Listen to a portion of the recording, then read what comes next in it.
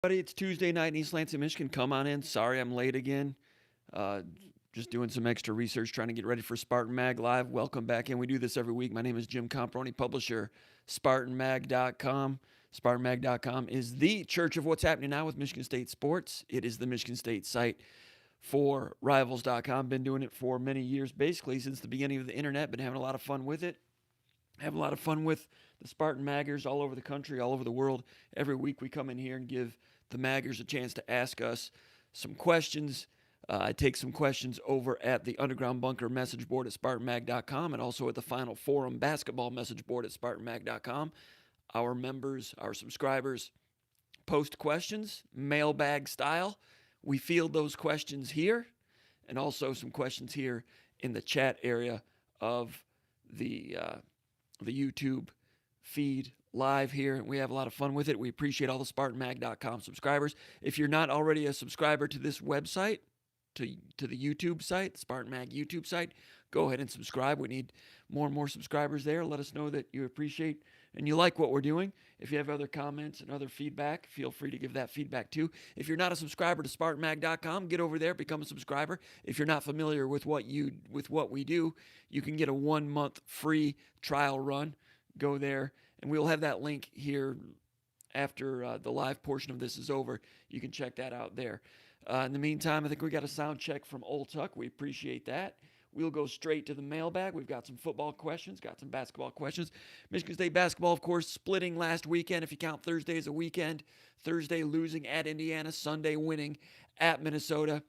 Michigan State, I thought they were going to have practice on Monday. They announced they were going to have practice. I planned to go over there and check it out to see how things were coming around, but Izzo decided not to have practice. Listening to some of his players, some of his veteran players who suggested a day off would be prudent. So, like Izzo said, not very often does he listen to them on things like that. Not very often does he open it up to their point of view as to whether they should practice. He did on Monday, shut it down, and they had film sessions and some walkthroughs. They practiced today. Media were not allowed to watch practice today because they play on Wednesday. Practice is never, ever open the day before a game. So, what you saw on Sunday is the last we've seen from Michigan State.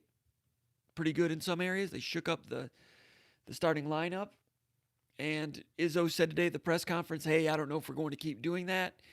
And we mentioned this on the Skull Session podcast last night with Paul Konadike over at SpartanMag.com for SpartanMag.com subscribers.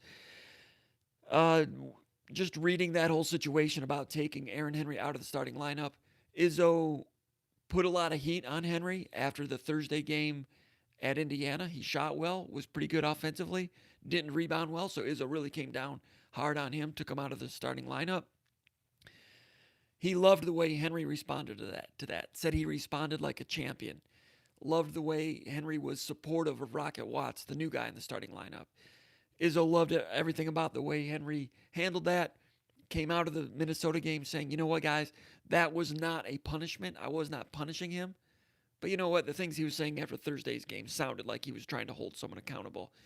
They like what Henry's doing in a lot of ways, but trying to hold him more accountable to every facet of the game. Defense, scoring, rebounding, all of those things. And Henry, Izzo loved the way he played. Didn't rebound real well against Minnesota, but Izzo, I guess, gave him a little bit of a pass on that. Loved Henry's supportive attitude. Loved everything about it. So now Izzo says he's not sure what he's going to do. And Izzo today said it was not a punishment. He was just pushing buttons. And that's exactly what we said last night doing the Skull Session podcast.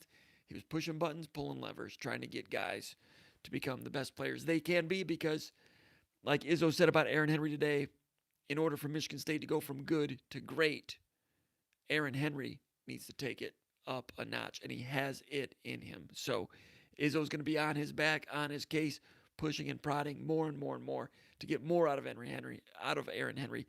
It is essential, and it is possible. So that's what's going on with basketball right now. Will Henry start? Not sure. Will Malik Hall start? Izzo wasn't really saying, but I thought Malik Hall played pretty well in his first start as a Michigan State Spartan.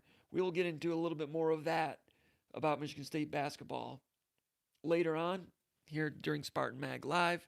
In the meantime, we're going to kick it off talking football. Appreciate everybody that's here. The usual cast, the usual suspects.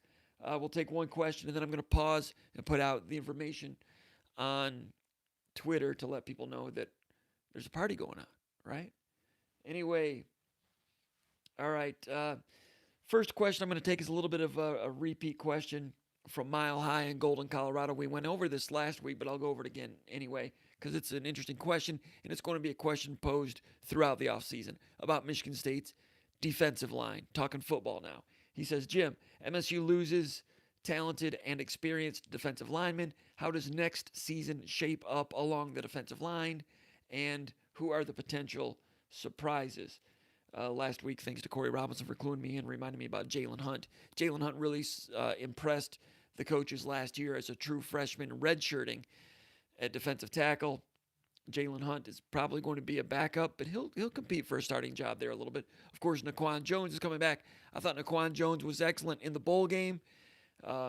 Played some of his best football in that game that we've seen from him. Jacob Slade had a good season, played some of his best football, had a sack in the bowl game, might have been his best game. So Jones and Slade both finished the season on an uptick after that 2 or 3 or 4 weeks off before the bowl game. Jones and Slade took it up a notch. Something you needed to see from them. They showed it. I think they'll be solid at defensive tackle. They won't be Raekwon Williams and Mike Panis, but they'll be pretty good. Jalen Hunt backing up those guys probably, maybe pushing to start. I think Jalen Hunt will at least start a few games next year for whatever reason. May even have the potential to overtake that job for good. Deshaun Mallory needs to lose some more weight. He has potential. I won't talk about incoming freshmen just yet, just talking about the returning players. Jacob Panashuk, proven player, defensive end. He'll be good. Needs to take it up a level. I thought he did to an extent this year. I kind of expected maybe a little more out of him. He was good, not quite very good. He needs to have a very good season next year. It's possible. Drew Beasley's been an accountable reserve at the least. He could start. He keeps improving. He has been improving all along. I think he started early in the season at Arizona State, not this season, but the season before, and continued to improve this year. They would like to have someone better than Beasley. Beasley's good, but a little bit of a lower ceiling. That would be Jack Camper, Michael Fletcher, Zach Slade, who missed this season with an injury. If you're a Michigan State fan, you hope that one of those guys can overtake Beasley. Beasley's been accountable, but you want better than accountable. So those are the suspects. It's going to be an interesting spring for those guys. He also asked, a repeat question from last week. And Golden, Colorado, Mile High is your name. That's a demerit for you for not attending class last week and asking a question that was already posed. But I'll let it slide because I've been known to do that at press conferences my damn self. Excuse my language. That's not one of my best things is someone will ask a question, then 7 minutes later I'll ask the exact same question. Never my best moment. All right, so he says, is Noah Harvey the heir apparent at middle linebacker? Last week we talked about that. I think this is another question that we will be looking at throughout the spring and into August camp. It's my observation, the way they've done it in the past, they want to get the best 3 linebackers on the field. They'll have 4 of them playing, but the best 3, one is going to be Noah Harvey, one is going to be Antoine Simmons. So who's the third? Depending on who the third is, I think will have an impact on where all 3 of them will start. For instance, if Chayse Klein surfaces as the third best linebacker, well, he's more of a money linebacker. So that would mean Simmons would go play the slot. If Luke Fulton surprises and becomes one of the 3 best, he's a middle linebacker. That would bump Harvey out to the money linebacker or Sam linebacker. Both are inside linebackers. And Antoine Simmons, again, out to the star. If Jess Lord Boateng is the number 3 linebacker, he is a slot linebacker, star linebacker. So he would be out there. That would move Antoine Simmons inside to either the Mike or the Sam. He can play any of them. You know, you guys know that they played Antoine Simmons at Mike linebacker, surprisingly so, after Joe Bacci became ineligible. That lasted a week or two, and then they felt they needed his speed out at the slot area, so they moved him back out to the slot. Noah Harvey became the money, and Tyreek Thompson became the Mike. So they've all done it a little bit. Antoine Simmons might be the best at it, but I think they need his speed out there in the slot. That might be where they go in that regard. He's got one question about basketball recruiting. He says on the basketball front, anything new on Kareem Maine? Kareem Maine is the 6'5" combo guard from Montreal. Izzo went and watched him a few weeks ago. Izzo was really impressed with him. They were encouraged they would have a chance to get him on campus. I would look for the possibility of him possibly being on campus for the weekend of the Maryland game, possibly.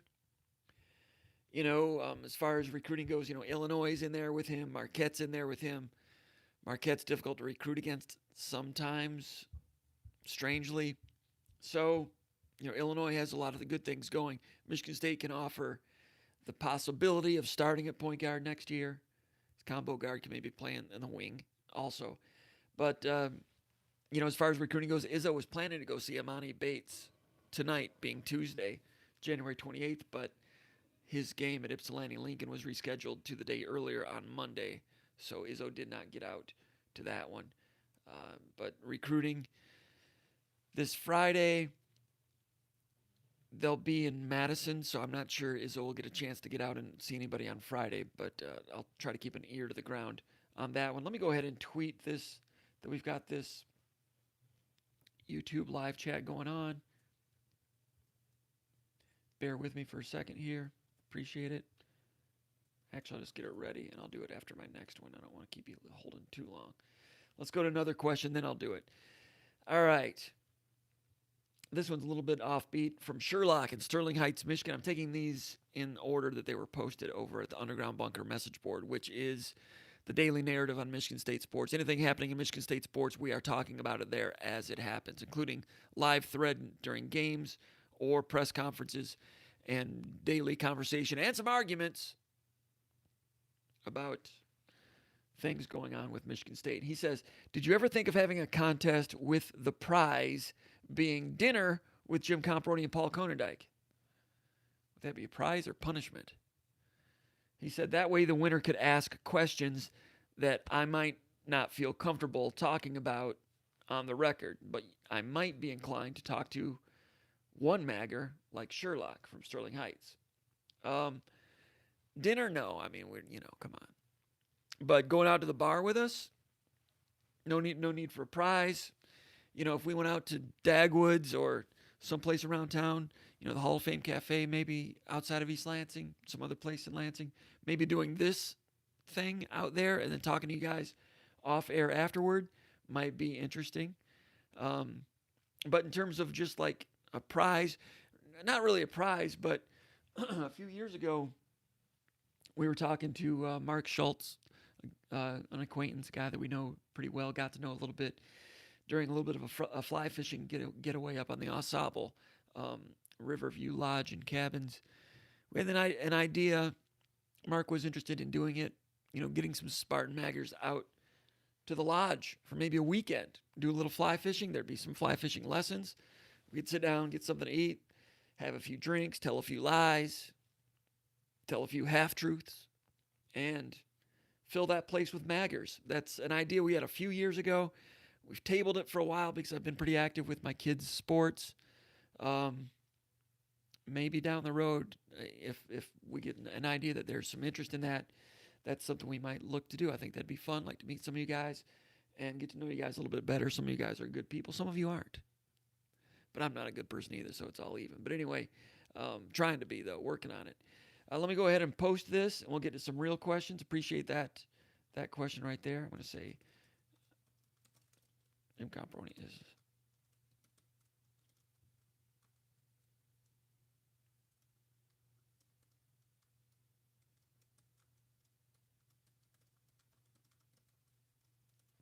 Thanks for waiting. Let's see. All right, back at it now. Seth from West Bloomfield, also known as Spartan MD at the Underground Bunker message board, because all these guys have nicknames. You guys all know that, but some of you that are not subscribers might not know that. Spartan MD from West Bloomfield asks, which players were offered after Mark Dantonio's recruiting visit to West Bloomfield High School this week? Because Dantonio tweeted out a picture of himself with Coach Bellamy there at West Bloomfield. West Bloomfield's become a nice power there. It's interesting how some of the powerhouses, there's a fluctuation in the state of Michigan. Oak Park is on the rise now, Belleville, West Bloomfield. Those are not programs that would have been considered strong, 7, 8 years ago. But depending on which coaches go to which places, they're able to build some things up, and it's kind of an interesting situation with high school football in the Detroit area. Dantonio was down there. Michigan State offered, the only one that I know of, someone can post and correct me if I'm wrong, but Dylan Tatum, running back, he's a junior, West Bloomfield, 5'11", 185, has offers from Michigan, Miami of Florida. Now Michigan State's offered. And Corey Robertson does a fine job covering recruiting for us at SpartanMag.com. Had an article about Dylan Tatum earlier this week. Also, I'll pause and give a great shout out to Matt Dorsey, who's covered Michigan State recruiting for years and really set the bar, did a great job. Real good friend of mine, excellent person. He's been doing a lot of posting on the Underground Bunker message board because he likes it, and we like having him around. Good person. And had a lot of good, fun nights with him, various locales, including Nashville, including Lansing. Good guy. Hope to see him soon, maybe at a football game this fall. Corey Robinson did a great job with the story on Dylan Tatum out of West Bloomfield. And one of the quotes that Dylan Tatum had about the offer and about his impressions of Michigan State in general, he said, quote, Trey Mosley loves it up there. He says, I think that's my guy. Trey Mosley's from West Bloomfield High School. Had a real nice impact season as a wide receiver this year for Michigan State, did Trey Mosley. And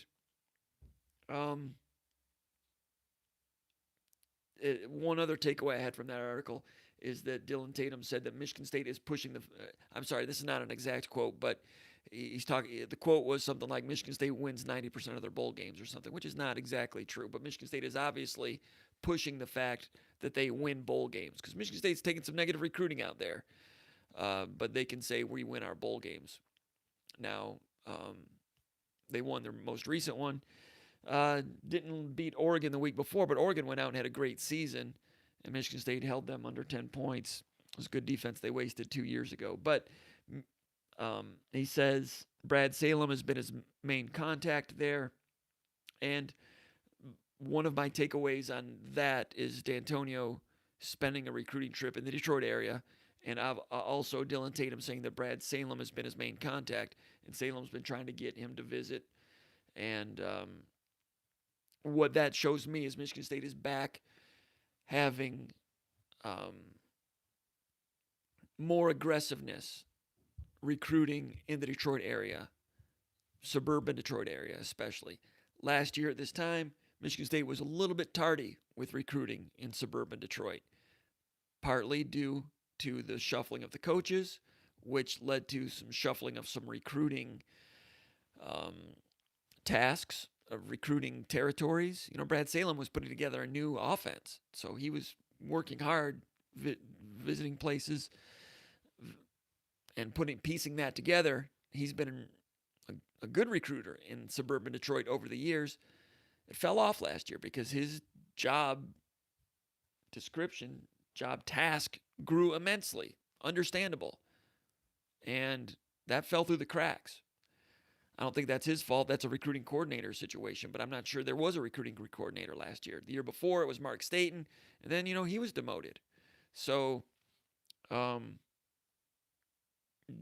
is that one of the reasons things fell through the cracks? All I can say is 11 or 12 months ago, 12, 13 months ago, 11 or 12 months ago, Michigan State recruiting fell off with some of the recruiting areas.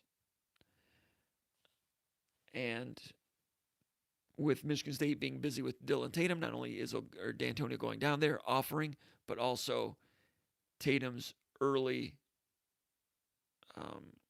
relationship with Salem, I think is a good indication that things are plugged back in better than they were last year. If you're a Michigan State fan, that's a good sign. It's going to be a tough recruiting battle there with Tatum. A lot of schools like him already. Looking at a little bit of his film, he's got some acceleration.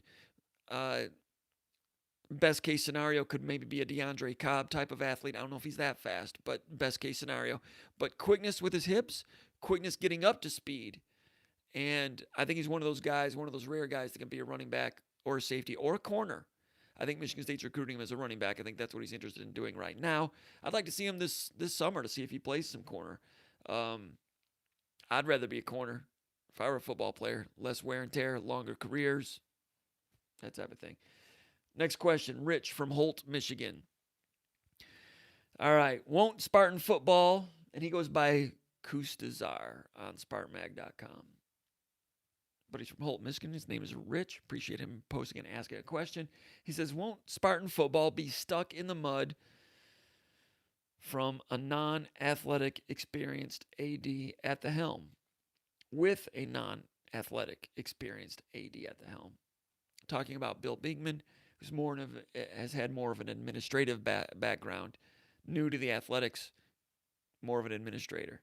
He says the lack of any changes going back to last offseason's assistant coach shuffle debacle is so opposite of what other universities have done over the past 2 months. Universities whose football records have been much better than ours. So Rich from Holt, he's voicing some displeasure. Rich is a guy with a lot of expectations. And Mark Dantonio probably thinks you should have high expectations. That's good. As far as what you said about a non-athletic experienced athletic director at the helm, but understand this, if you did have an experienced athletic director at the helm, you still wouldn't want, in my opinion, an athletic director sticking his nose into the football office and saying, hey, you need to make these changes on your staff. I think they did that at USC a little bit last year, maybe. Did it for sure. Historically, one of the best examples is at Ole Miss when David Cutcliffe was there. Cutcliffe had 5 straight winning seasons at Ole Miss now. He went 7-5, 7-5, 7-5, 10-3, won the Cotton Bowl, and then dropped down to 4-7. Athletic director stuck his nose in his office, told him he needed to fire some people, and Cutcliffe basically said, well, you have to fire me first. And that was that. That was the name of that tune. And David Cutcliffe was out with a 44-29 record. And Cutcliffe has done a pretty good job at Duke. They weren't there that good this year, but it's hard to win at Duke. He's done pretty well. But he was getting into his coaching prime there at Ole Miss. Stuck their nose in there. Cutcliffe walked. So any coach who's worth his salt and is confident in his own abilities will tell an athletic director doing what Rich suggests. Any coach worth his salt will say, dude, don't be pulling a Steinbrenner with me. I'm gone. Dantonio, well, I mean, if you had an athletic director that tried to do that, Dantonio would probably leave, or as Willie Nelson wrote, would just ride away. Some of you might like that and be excited about who Michigan State would hire next. That'd be a difficult chore. But after David Cutcliffe left, Ed Orgeron became head coach at Ole Miss and went 10-25. Then they hired Houston Nutt. He went 18-26. Then they hired Hugh Freeze, who cheated his rear end off and went 12-25. Then they hired Matt Luke, 15-21. So 10-25, 18-26, 12-25, 15-21. Winning percentage probably under 40%, since they stuck their nose in the football office to try to tell David Cutcliffe what to do when they had the right guy and didn't even recognize it. So you want an experienced athletic director, and I can understand that. Michigan State's got an administrative guy who was basically hired by Dantonio and Izzo. He passed the smell test for those two guys at a time when Dantonio and Izzo were really riding high. Well, there's a reason Hollis left, so things weren't running that high in a lot of ways. But they wanted somebody that they felt that as an interim, he was solid, supportive, wasn't getting in the way. Maybe you want someone that will get in the way, but I'm telling you, that's not always the right thing. And sometimes having a guy that's really experienced in a given sport, sometimes it doesn't work out that well. It's worked out great at Wisconsin with Barry Alvarez, although some of his coaches have left, but the people they've hired he's done a good job hiring successors there after some guys have basically quit because they didn't like the way Barry Alvarez was meddling. But, for instance, I'll give you two examples. South Carolina hires Ray Tanner, baseball coach, to be athletic director. Basically, Steve Spurrier hired him because he wanted a guy that he was friends with that wouldn't cause any trouble. So Tanner becomes AD. They need to hire a new baseball coach. I can't remember who Ray Tanner hired. Tanner won at least one national championship, maybe two. No one in the history of college athletics was more experienced and more qualified to hire a baseball coach than Ray Tanner was at South Carolina. And they still messed it up. Whoever they hired failed. Now they're on their second guy. Same thing happened at Michigan State with Ron Mason.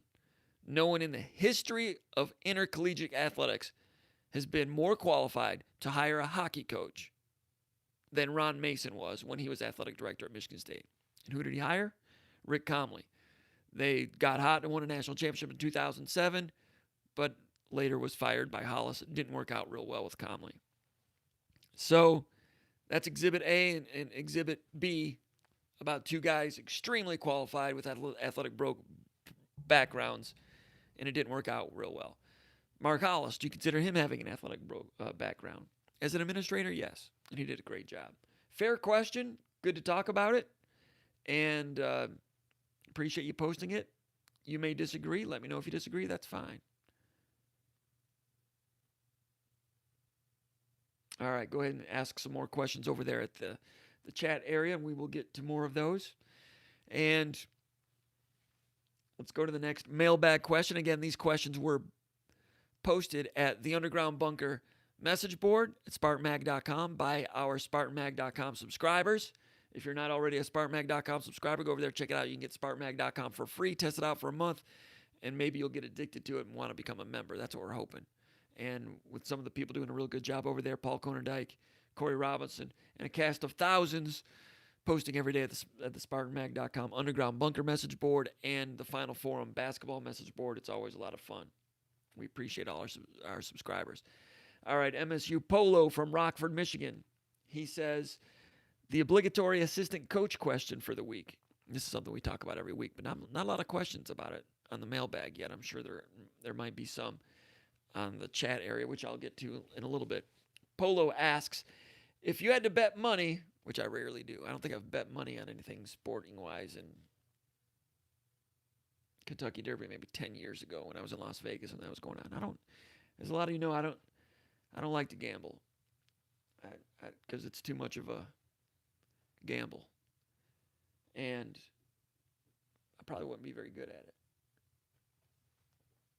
If you had to bet money, would you say that Dantonio finally addresses the change, no change question?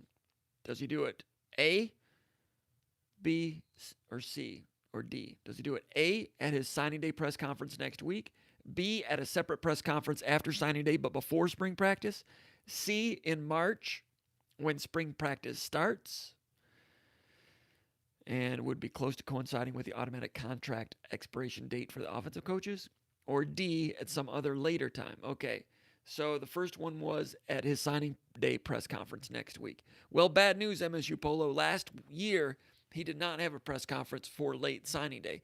Last year for late signing day, I think Michigan State only added 1 or 2 or 3 players, so they didn't have a press conference. They just sent out a press release. He had a press conference a few days after that when announcing his coaching change shuffle. And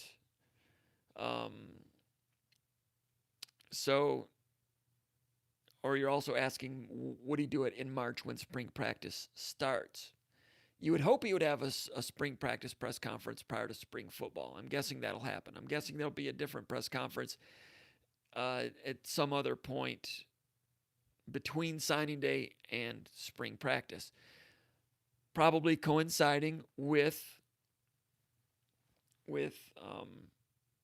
whatever decisions are made on his staff. And as far as the staff goes, it's my understanding, I mean, he's not saying anything, but people close to the situation that are trying to get a read on things, there are indications that Mark Dantonio has not made any final decisions yet. However, I mean, there's indications. I mean, I wouldn't be surprised if some members currently on staff, I wouldn't be surprised if they pursue jobs elsewhere in the meantime, interview elsewhere, maybe even get hired elsewhere while this is going on, and that would help make a decision for Dantonio. I don't know. Just wouldn't be surprised if that happens. You're asking me what I'd bet money on. Wouldn't be surprised if that happens. Last year he had a press conference when he announced the shuffling of the coaches. In a lot of ways, that was not taken well by the public, and then when the season struggled, it was even more controversial and less approval from fans. That's just my observation based on what you hear on talk shows and on the message boards. So I wonder if Dantonio thought that would go better with the public. He did make changes. People say he didn't make a change. He did. They changed their offense. They did change their offense. That's one area that I would have a point of contention with Bob Wojnowski's article this week, the column about Dantonio. It was a solid, well-supported column. I think he's an excellent columnist, a talented writer. And I thought he tried to be fair to Dantonio on two or three of the points that he offered the counterpoint to. Some of his criticisms were fair and understandable, but the part when he said that the offense was archaic and there weren't any changes, I would respectfully disagree with that. I think they did change their offense. I don't think it is archaic. I think it's very much mainstream now. What they did last year was basically what a lot of teams were doing. So they did change their offense. The production didn't change all that much, scoring and so forth. And in the bowl game, they played fast more often. They played with a faster tempo more often, and I wonder if they'll continue to do that next year. Anyway, in years past, there's been times when they've hired new coaches and they've just sent out a press release and then made the new coach available to a press conference at a basketball game. With the situation what it is and some media nipping at his heels a little bit and the fans getting a little bit antsy, I would think that he would want to go to the podium and give a state of the program address. Would that also include taking some questions on the Curtis Blackwell thing, the Austin Robertson thing? Maybe. And in the past, he's not been interested in answering questions about those things, and he probably would just say, I'm not commenting about those things right now. And people might not like it, but I think I don't know if that'd be fair or not or whatever, but that's kind of what I anticipate him doing. But as of right now, he is not going to speak because he could say he could speak and just say he's still evaluating things. But I don't know. He doesn't want to do that. Is it doing damage in the short term for a little bit? But the timing of it, I mean, they're waiting for signing day next week, and then they'll make some decisions on staffing. And in the meantime, it's not like they're losing any traction with season ticket sales, or there's no election going on this week. He's not going to he's not running for re-election in the next 4 weeks. So he wants to go quiet. He's doing it. I think he feels like he's in a strong enough position to do it, but they're still making some decisions. Here's the thing. They have to hire some coaches soon because winter conditioning is going to be starting soon with mat drills or whatever you want to call it over at the indoor building. They will want their coaches, their staff firmly in place when they do those things. And obviously as they get into spring football and as they get into, self-study, self-scout, cut-ups, looking through the film cut-ups, doing self-analysis, they'll want their staff in there. Also, I want to say that I mentioned Harlan Barnett in the Skull Session podcast last night over at SpartanMag.com, mentioning that his contract is going to, with Florida State, which is a handsome one, is going to be, I said erroneously that his contract was going to be running up in a few days. It's actually, it runs till late January of 2021, not 2020. So it's not expiring in a few days. It's expiring in 12 months, and it's strong contract. So how much of that, if Michigan State were interested in bringing Harlan Barnett back, and there have been some talks, how much of that can be ironed out to where Michigan State pays X amount of it? Does Michigan State have the money to do that? Or how is his contract worded? He's a coordinator at Florida State. A lot of times these contracts are such that if you're a coordinator for one job, they say that if you leave to become a head coach or a coordinator, a lateral move, then whoever you go to has to pick up the rest of the contract, or they're not responsible for the rest of it. Now, as a businessman, he wants all of that $1 million contract, right? But if he comes to, say, Michigan State as defensive backs coach, now he's not moving as a coordinator. How was that worded in his contract? Then it's not a lateral move. If you were a coordinator, it might be different. I'm not sure if that's a sticking point or not. But he's got a nice contract, and whether or not Michigan State is enough of a have rather than a have not to bring him back, and where it all irons out, still being determined from my understanding. Let's go to one or two of the questions over here at the chat area, live questions. Old Tuck from Austin, Texas, via Ludington, telling me it sounds good. Thanks, Old Tuck. Good to have you back. Checking in early. I think he missed the one 3-4 weeks ago. He got a demerit for that, but Old Tuck is back. He has that dry sense of humor. Let's see what he has for me today. He says, from Ludington, Michigan, Northern Pike country. Northern Pike in Ludington, huh? In the inland lakes or in Lake Michigan? Lake Michigan out that way. Ludington, they still have salmon out that way still, right? Not much with a walleye, though. Walleye's over on the eastern side over there, Saginaw Bay, Lake Huron, Lake Erie. Lake trout. Lake trout's the big thing up there in northern Lake Michigan these days, right? It's a good thing. All right, Old Tuck says, do you think Mark Dantonio is waiting until after National Signing Day to make any coaching changes? Yes, I do, because he's not made any decisions yet. Old Tuck says, do we have any Steve Kelp type of guys on the current roster? Is Chayse Bryce like Brett Johnson type of quarterback? That's what Old Tuck does, if you're not familiar. He makes vague comparisons to obscure former Spartans from 20 years ago. Steve Kelp, and in the process, he's kind of testing my recall ability. Steve Kelp was a 6'4" overrated linebacker from the Chicagoland area. Was like a borderline 4-star, came to Michigan State, just never grew into his body. He gave it a good try, nothing against him. It's not his fault he was ranked high. Didn't turn out so well. Chayse Bryce, is he a Brett Johnson type? I don't know. Brett Johnson was the guy. He was the guy that transferred in from UCLA, right? Competed with Jim Miller and Mill Coleman. Or was that Brad Johnson? And that was 1991. That was the year they had a couple injuries at quarterback, and things nosedived the year after they won the Big Ten title in 1990. Anyway, funny. Chayse Bryce, yeah, I'm sure if you're watching this, you know who Chayse Bryce is. Quarterback from Clemson, entering the transfer portal. He's still at Clemson, it's my understanding. He'll graduate in May, which makes him a graduate transfer, which gives him immediate eligibility with 2 years of eligibility remaining. Excuse me. Live broadcast here. No cough button either. I've got one, but I might knock everything out of whack if I use it. Apologize. 2 years makes him more attractive to everybody. So it's my understanding he's going to school at Clemson. He's going to finish in May, have 2 years to go. Michigan State recruited him out of high school, Loganville, Georgia.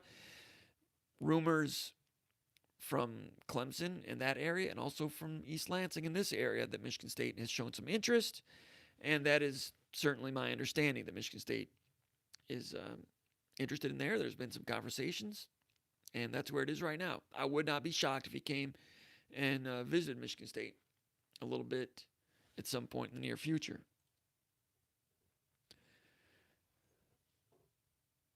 Excuse me while I adjust the light a little bit. I'm having a little trouble there. It's a live broadcast. We are casual. We're primitive, too. We're not proud of it, but we're doing the best we can, having a good time with good Michigan State fans. Good question there about Chayse Bryce. Let's go back to the mailbag, talk a little bit more football. Let's go to New Hudson, Michigan. The guy's name is MSU Spartan 777. He says, who do you expect the Spartans to finish up with in recruiting by February 5th? February 5th being signing day, or the week of signing day. the late signing day. Well, Michigan State's got a commitment last week from Josiah Robertson, the defensive end from Groveport Madison. Also, Jordan Simmons, the running back from Georgia, came in and visited this weekend, and it looks really good for Michigan State. I was waving a yellow flag last week, expressing caution that one could get away from Michigan State because Florida was still trying to get in contact with him, and even LSU was keeping him warm. He's a talented Georgia running back.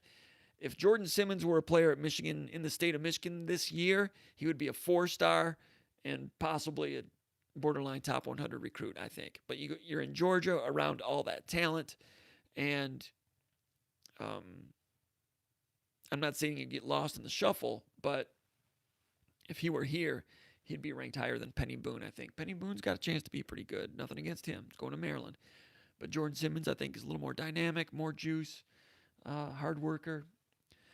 So Simmons committed back in the summer, did not sign in December. Pause for caution. Terry Samuel, Michigan State's primary recruiter for him. Brad Salem also spent a little time down there also lately. And, hey, Terry Samuel's done a good job keeping Jordan Simmons in the fold. Got him on campus, this time with his dad and his mother and one or two other family members.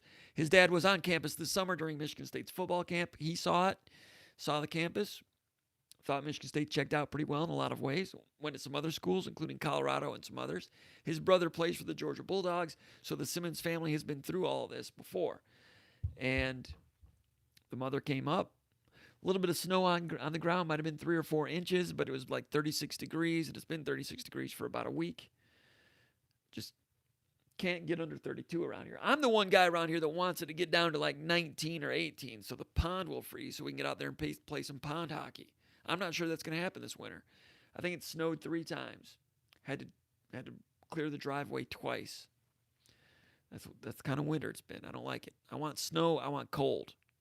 I'm strange that way. I apologize. But anyway, when you're recruiting a kid from Georgia, you might not want it to be 5 below when he visits. And it was 36 with snow on the ground. So he liked it. He talked to Corey Robinson with a good exit poll story at SpartanMag.com about Jordan Simmons' visit. And it basically cemented almost everything, is my understanding. Michigan State's coaches feeling much better about that situation now. You know, they thought they had some more work to do. And it's good to feel that way, to not get fat and sassy, as Tom Izzo would say. Put in the work. Jordan Simmons had a good visit. All systems look good there. To answer the question, I'm expecting Josiah Robertson, Jordan Simmons. Now, what does that do with the running back from Manville, Texas? Donovan Eaglin, who visited 2 weeks ago, came to Michigan State without an offer. Michigan State offered during his visit or soon afterward. And it was my understanding there was going to be an in-home visit with him, I think, this week, or a commitment this week. Now that Michigan State feels real good about Jordan Simmons, does that change their communication with Donovan Eaglin from Manville, Texas? It's worth watching. Does Michigan State want to bring in 2 running backs in this class? I like Eaglin's film. He's got some agility. He's got some power. But does Michigan State have room for 2 running backs? I'm not sure. We've seen Michigan State make some changes in the 11th hour in terms of hard offers or soft offers. Not 100% sure on that one. I mean, that's one to watch here over the next 72 hours, 48 hours, 24 hours. Not sure. We're trying to get in contact with Eaglin to see what he's hearing from Michigan State. I know that Oklahoma State, Florida State, and one other school were interested. Arkansas were interested in bringing him in for a visit without offering, with the idea that they could offer when he was on campus, similar to the invitation he received from Michigan State. If you see all of a sudden that Eaglin has decided he's going to visit Oklahoma State this weekend, that might be your answer. Or if all of a sudden he announces he's going to visit Tulane, that might be your answer too. So we will keep an eye on that. MSU Spartan 777 says, what percentage of likelihood would you give for Michigan State to get transfer quarterback Chayse Bryce? What percent? As good as anybody right now. You know, Michigan State's got to decide they really want him. Then they have to go after him. Then they have to impress him. With him going to school through May, that gives Michigan State a chance to go through spring practice and get a better idea of what they have at quarterback. Maybe they decide they're okay with what they have. Best case scenario, if you're Michigan State, first of all, you get Chayse Bryce. Secondly, Chayse Bryce is a Clemson-level quarterback, not like Hunter Johnson at Northwestern. And he comes in and starts for 2 years, does a good job. Then you hand it off to Peyton Thorne as a junior 2 years from now. That's best case scenario. Not sure that's going to happen. Not sure Chayse Bryce is that good. Maybe he is. He's played mop-up roles for Clemson all season. And they had a lot of mopping up to do because they beat a lot of teams handily. So he played in the fourth quarter of a lot of games. Usually every game he'd go like 5 out of 7 for 40 yards, and he would rush for 19 yards most games. I've not taken a close look at his film or some of those old games. I need to go back and check it out to get a better idea. But that one's going to go on for a while, and Michigan State's interested. It's not. I don't get the idea that Michigan State is like, oh, help us, we've got to get a new quarterback. This is a crisis. This is an emergency, sending out the bat signal. We need a quarterback. It's not like that. I think they feel pretty good about Thorne. They're intrigued with Theo Day. They figure they can still work with Rocky Lombardi. It is not a crisis. But anytime you can increase your talent pool with a 2-year guy like that, when Rocky Lombardi, frankly, hasn't knocked it out of the park, you do it. And they already had a relationship with him, so it's a no-brainer that Michigan State would be involved, and that's where that one is right now. Let's go back to a question over here in the live area.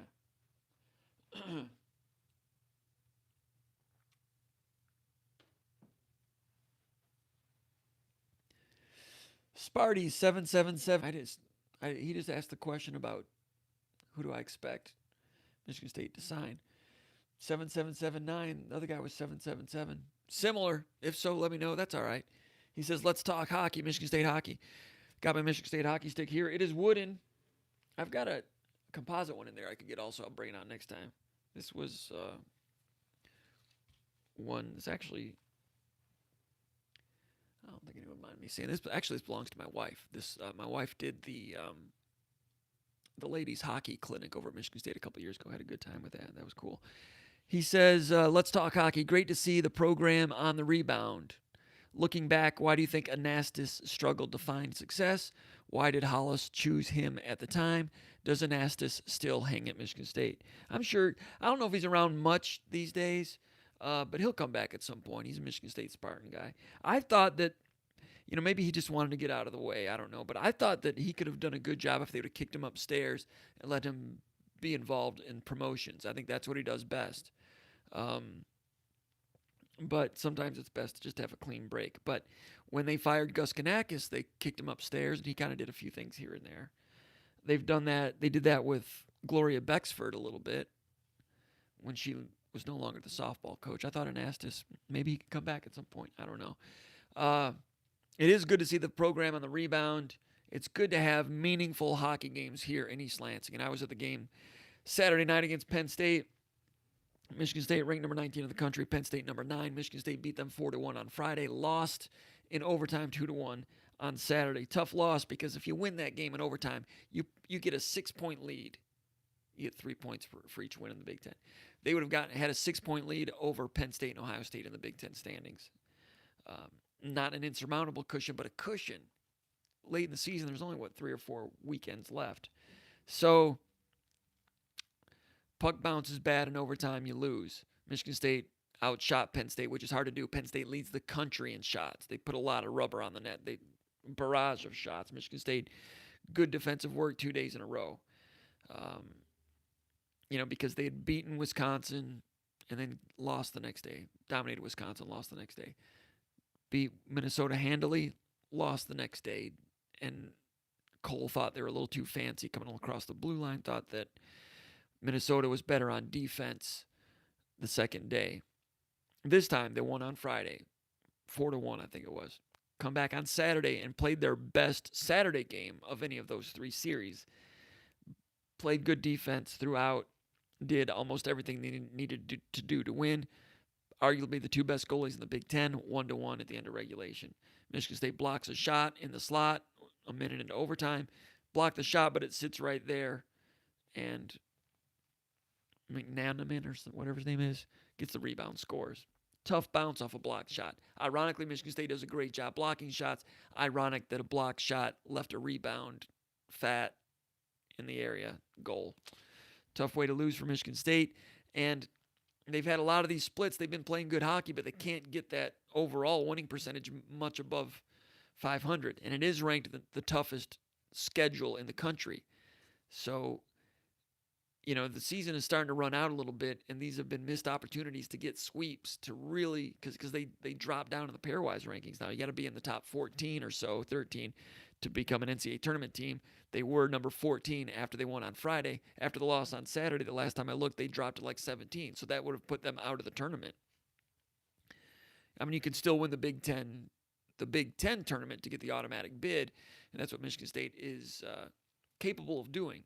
They're capable of doing that for sure, which is different this year, which is it's interesting, it's entertaining, and Munn Arena was sold out and loud on Friday and Saturday. I had people were getting turned away expecting to be able to get tickets, and there was no scalping activity. 6,000 plus both nights, loud both nights, and a lot of people saying it felt like the 80s, felt like the early 90s.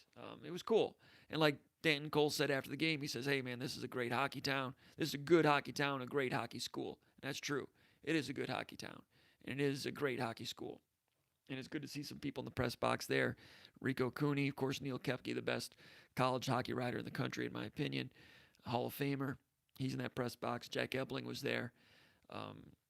Channel 6 was there. Fred Heumann used to go to those. He's not working there anymore, but Fred was part of what made it a good hockey town. Ebling is part of what makes it a good hockey town. Ebling used to go when he was a youngster. He grew up going to Red Wings games at Olympia Stadium, watching the old Red Wings. So it's a lot of fun. It's good to have a top 20 game.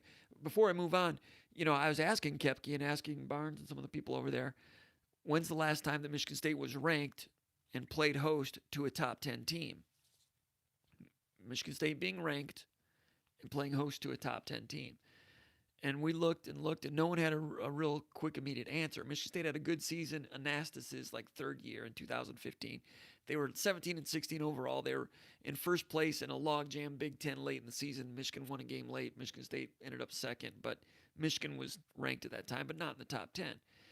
Michigan State might have been ranked that year. I'm not sure. But, I mean, you'd probably have to go back to 2008, the year after they won the national title. Michigan State had a good season in 2008. They still had Abdelkader and Kennedy.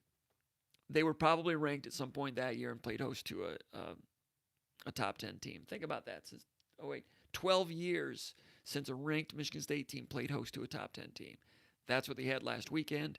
Michigan State still the ability to climb further in the rankings, but they've had, it's been interesting to watch them play tough in some of these series. And I'll get back to football in a second. It's been entertaining and interesting to watch them play tough in some of these weekend series, but I'm concerned that they'll look back and feel like there were missed opportunities and they could get knocked out of the pairwise rankings. Danton Cole's not sweating it at all. He likes the way they're playing, seems very calm. I don't know if that's the way he's doing it, just to get his team to remain playing the way they are, feeling that will eventually get it done. But I'd be a little bit nervous that they're leaving some of these on the table. They'll have a big 2-game set with Michigan, 1 game in East Lansing and 1 in Detroit on a Monday night, and they've got Ohio State coming to East Lansing later in the season. And that's about it. So it's just fun to have more of that around. Real hockey back in town. It's good. Let's go back to the football mailbag. Let me find a basketball question here. It is basketball season. Michigan State tied for first in the Big Ten with Illinois. Looking at the schedule, Izzo was talking about that today after the press conference. One thing, you look at the schedule, after Michigan State plays Northwestern, 3 of the next 4 are on the road for Michigan State, and then they go home and home, and then they have another set of 3 of 4 on the road. So they have 2 sets of 3 of 4 on the road. And as hard as it's been for Michigan State and other teams to win in the Big Ten on the road this year, and Michigan State, like a lot of teams, fluctuating in a lot of areas. Not sure what type of Michigan State that's going to be at that point. But basketball question posted on the Final Forum message board by a guy named Mike from West Palm Beach, Florida. He goes by the name Spartan Spirit on the SpartanMag.com message boards. Thanks, Mike. He says, as we continue on this basketball season that's contained several ups and downs already, do you see a scenario of Michigan State winning the national championship? Or with the loss of Langford, the setback of not having Hauser, and the malaise surrounding Cash's tragedy, just too much for them to overcome this year? Just too much. Good question. And that is the question we're all trying to figure out as this season develops. Personally, watching Winston against Indiana and talking a little bit more with Izzo today, that thing is going to be difficult all year, obviously.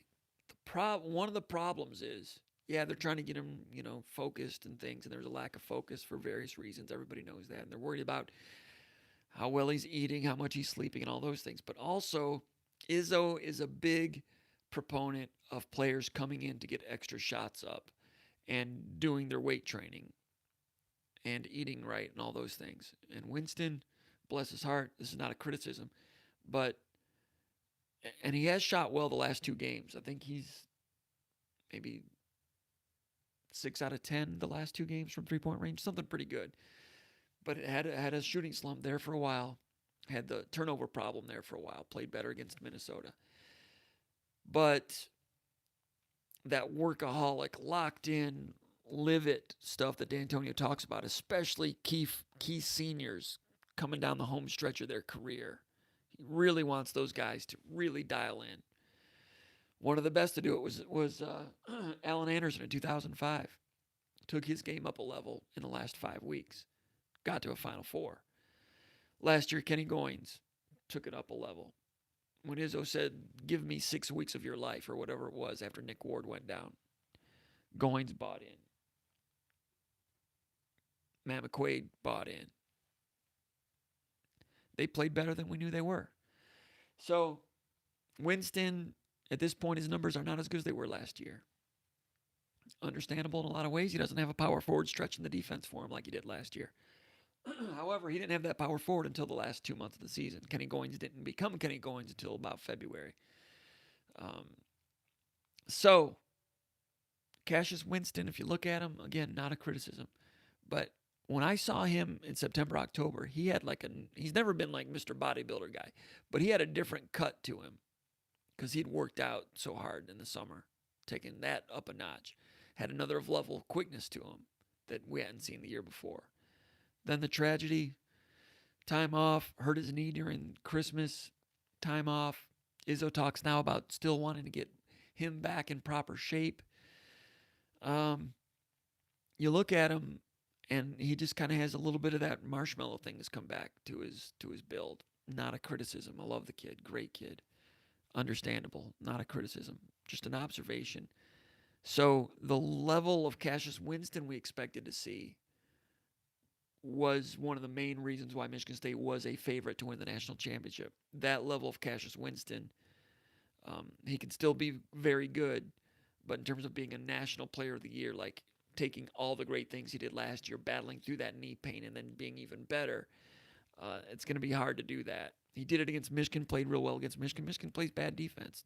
Not to discount the 30-point performance he had that day.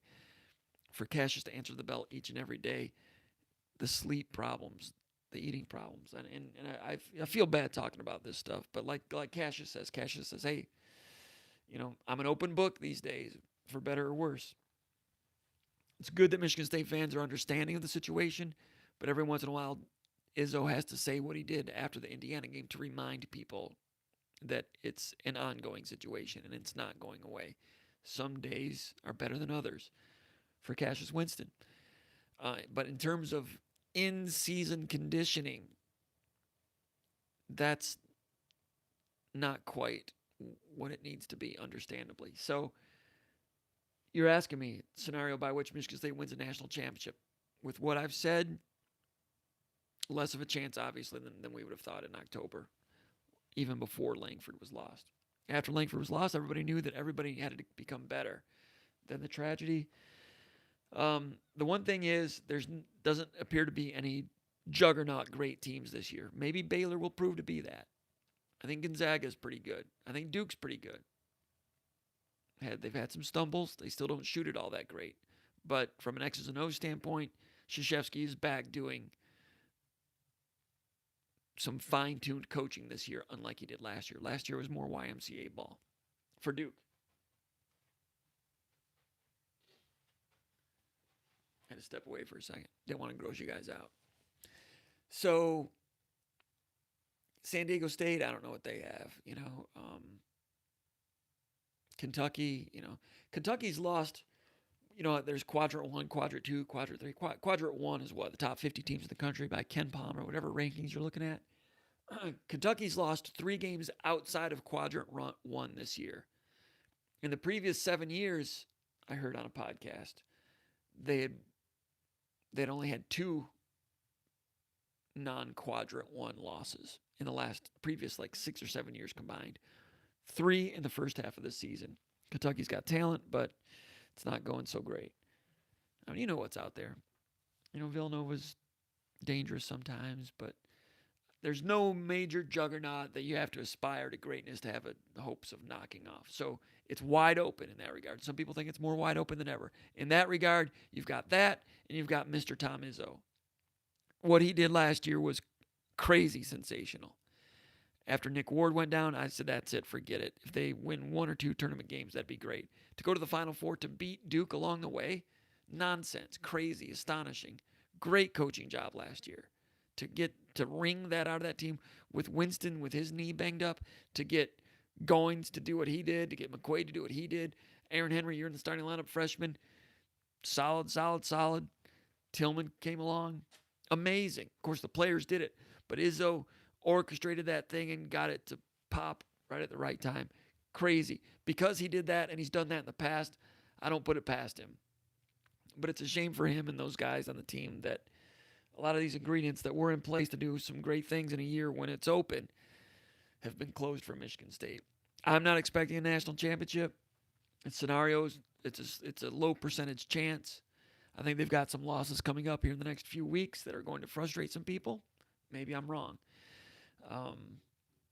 But there are scenarios. Aaron Henry's got to become outstanding. Like Izzo said today, he needs, for Michigan State to go from good to great, Aaron Henry has to become part of that three-headed monster, and he would help make Tillman and Winston so much better. That being said, late game situations, when Michigan State runs ball screen stuff with Tillman and Winston, that's a special tandem. Now they need some wings or a four-man to be able to be good shooting threats, to give them even more space in there, or to make teams pay if you sag off anybody. Gabe Brown is living up to that, just being a shooter. He doesn't pass the ball a whole lot, but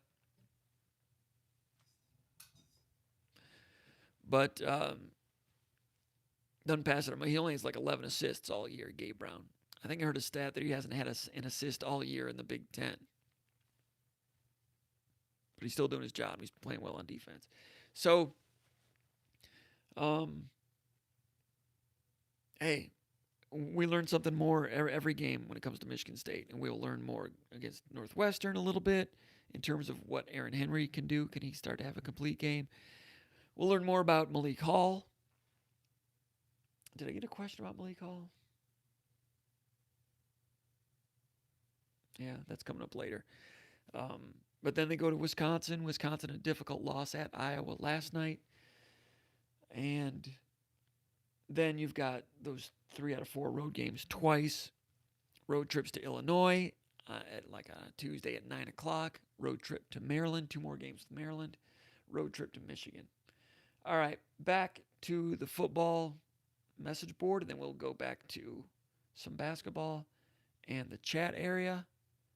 Football from Hayden V8 in Grand Rapids.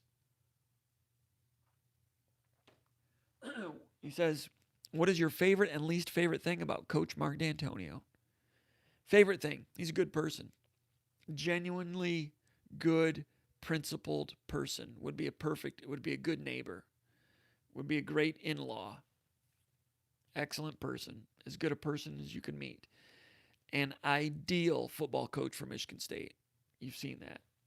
As ideal as a coach as Michigan State could ever have, especially in the past years. Currently, some things aren't going so well, but in terms of his personality, knowledge, and all those things, aces. He's always trying to make the right decision. He's trying to do the right thing. He's not like,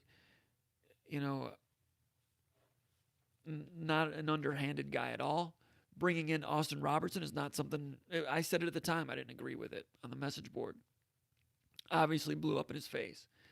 They didn't have all the information on Robertson. They did vet him. It became something that they talked about as a staff. That's well known. The fact that Dantonio stood the ground and wanted to bring him in, and there's differences of opinion as to whether Blackwell was standoffish about it or not sure about it, or if he pushed for it. I've heard both. I'm not sure. I wasn't in the room. I've heard both. So either way, for Dantonio to go after Robertson, Dantonio thinks he can be a Father Flanagan type of guy.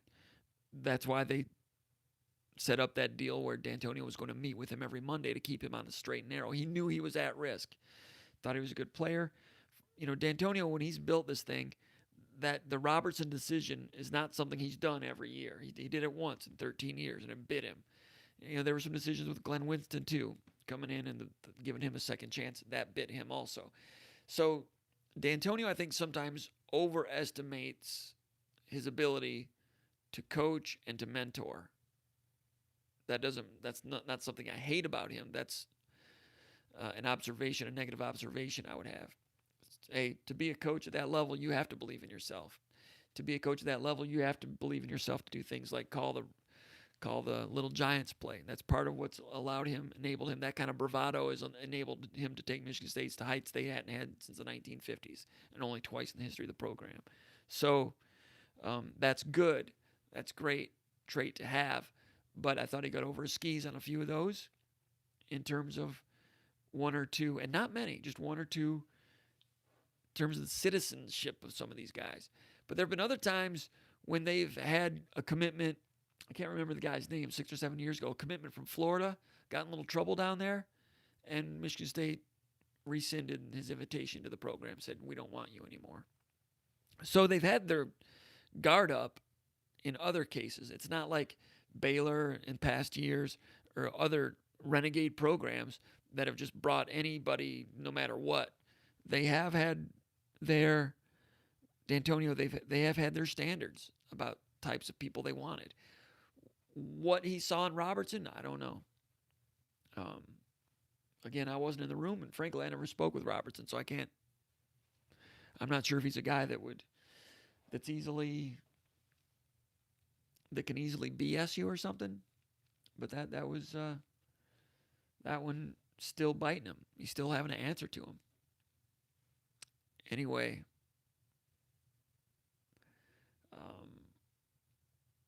let's see. As far as good of a person as Mark Dantonio is, that I believe he is, that I know that he is, and as good of a job as he's done at Michigan State, still one or two transgressions, a couple of tough seasons, and how quickly things can change, and how quickly a major part of the fan base, a vocal part of the fan base, can turn on him. That just shows how hard it is to win at Michigan State. Now, yeah, if you go 7-6 at Michigan, you're going to get fired. Everybody knows that. If you do that at Penn State or Ohio State, you're going to get fired. But at Michigan State, when you're trying to rebuild, it's like you're always on the ropes. Whereas at other programs, if they are underachieving, at Michigan, some people would say they've been underachieving lately, but everything is always like, wait till next year. The University of next year, as Rico Beard says. Everything's on the upswing. The next Messiah's coming in right now. So they always have 9 months of positive riding time until the season hits. But it's 9 months of riding high. And the psychology of that makes it feel like they're doing well. Meanwhile, the psychology of Michigan State right now, they went 7-6, won a bowl game. Most years at Michigan State, that's solid base camp, trying to build from there. especially when you've got a coach who's done big things in the past.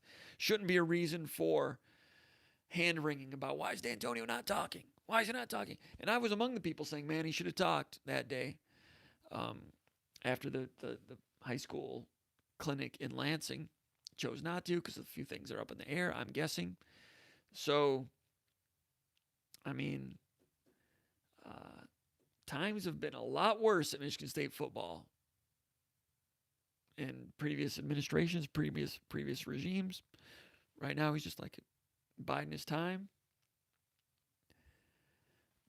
I think he has the equity to do that. But at some point, I would imagine there's going to be changes this year. Then he'll talk, I would imagine. But it's just all for just it represents how difficult it is to keep it rolling at Michigan State. It's not easy.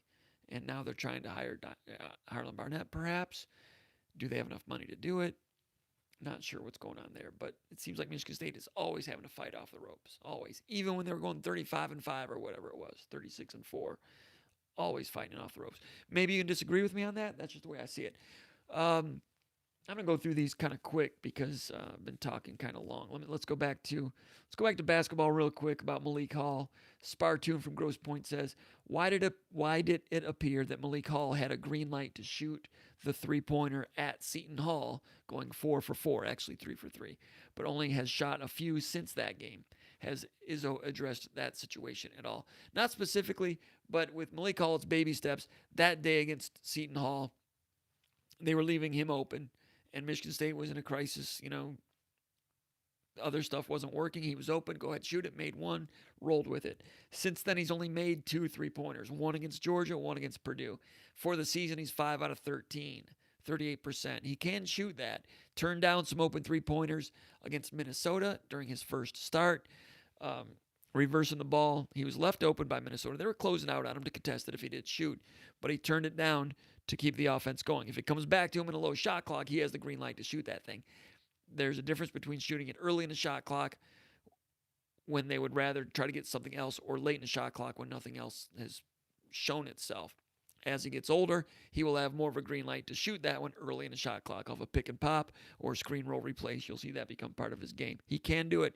That will happen at some point. I think Michigan State needs that to happen this year, and it still can happen this season. That's one of the variables that could show itself later as a positive that we're not counting as a positive right now. Maybe not going 3 for 3 in a given game, but that stretch 4 shooter, if he becomes the starter, and it wouldn't surprise me if he does become the starter long term. Started against Minnesota in place of Marcus Bingham. Izzo said something very interesting about Bingham today, saying that he works himself into a lather to the point that he gets tired early in the game. Just the anxiety of being a starter for after 3 minutes. A lot of times Marcus Bingham is spent. They bring him out and he gets replenished, goes back in. They thought that Bingham could be better in his own right coming off the bench. I think Bingham only played 4 minutes in that game. Izzo said he'll get back to playing more here in the near future for sure. But Malik Hall, 21 minutes against Indiana, played crunch time against Indiana, had a big offensive, I think, put back against Indiana, but then made a mistake on a defensive box out against Joey Brunk late in that game that gave Indiana a 3-point lead with 55 seconds to go. Played some 3 against Indiana as well. So he's got some versatility. Izzo expanded on that a little bit. Paul and I talked about that in the Skull Session podcast last night, talking about not only did Malik Hall play the 4, but playing the 3. And it's one thing to be able to guard a 4 and a 3, which is hard enough to do. But then in Michigan State's system, the 4 and the 3 are completely different positions. You have to know the play.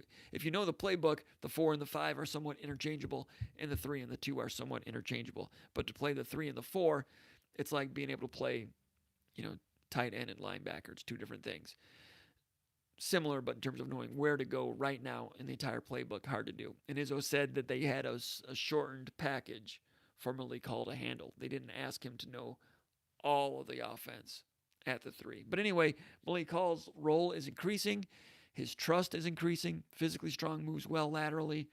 In the shot, we still might see that, and that's something we need to see, I think, as the season goes along. Sometimes that stretch 4 for Michigan State doesn't show itself till later in the year.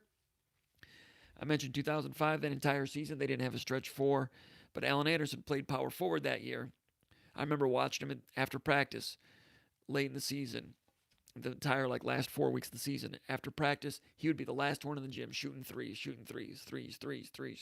was never a great 3-point shooter, but from about February 28th on in 2005 became a good 40% 3-point shooter, which was a big part of why they made it to the Final Four. Malik Hall, does he have a freshman wall coming up, which is often the case with young players? It's got something to keep an eye on. In the meantime, if he's starting at the 4, can he give them the traditional stretch 4 shooting that Michigan State has always needed in order to make the Final Four? Be difficult to do, especially with the wall coming up, but an X factor that is possible. I mean, he's not going to be Kenny Goins, but they needed Kenny Goins to beat Zion Williamson and Duke last year. Well, there's no Zion Williamson and Duke this year. There could be some teams as good as Texas Tech was and Virginia was, though. Don't know who they are yet, but someone will jump up. All right, let's go to back to football, the mailbag. Griff from Holt. He asks, when is spring practice starting?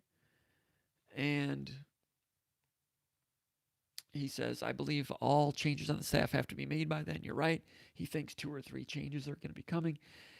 As far as when spring practice starts, I'm guessing the week of March 11th or March 18th, but they've not said yet. They've probably got a plan, but they've not announced it yet.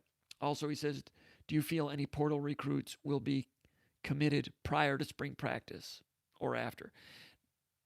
Not prior to spring practice, because spring semester is well underway.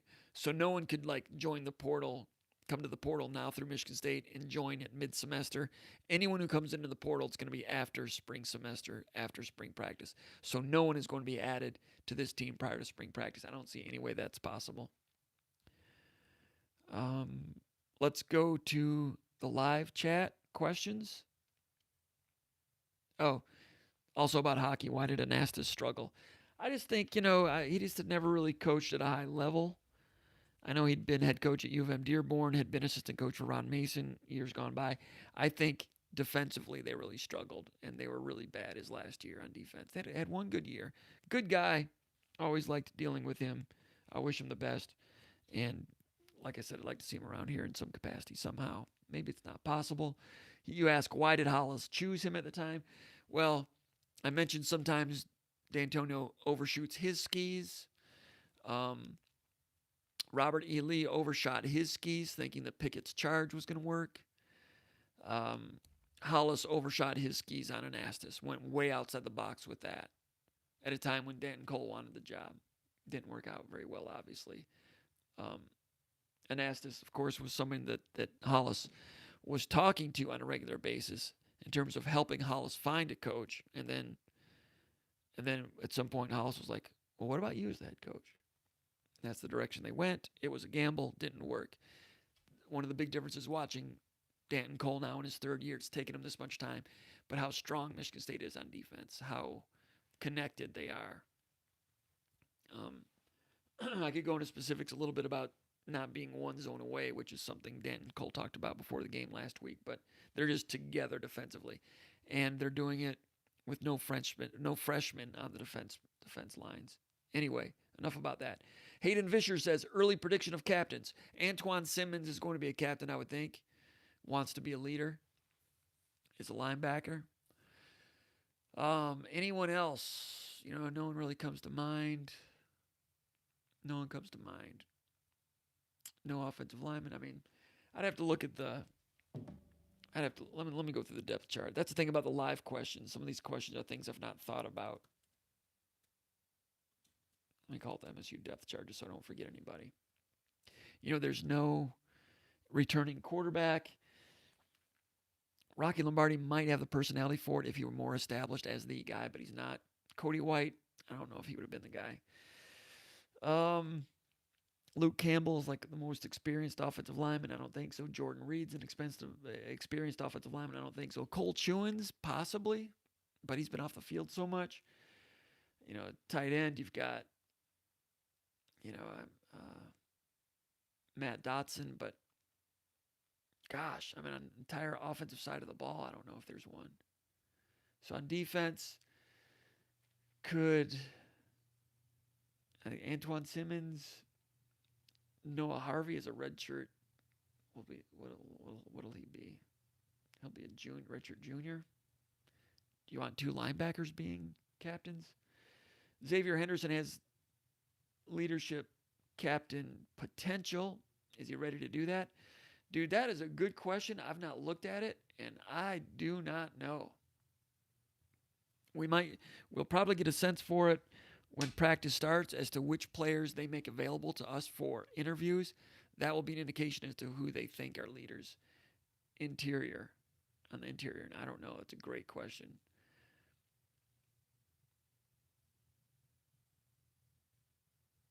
All right. More live comments. Jack Bernstein says hi. Christian Pudlow. All right, Jack.